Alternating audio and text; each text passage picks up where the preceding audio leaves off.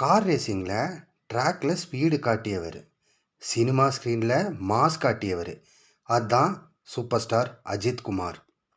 வணக்க மக்களே, நான் உங்கள் ஃபன் கவுண்டர். ரிஸ்க்கு எடுக்க பயப்படலை, ஹார்டு ஒர்க்கு செய்ய சோர்வடையலை.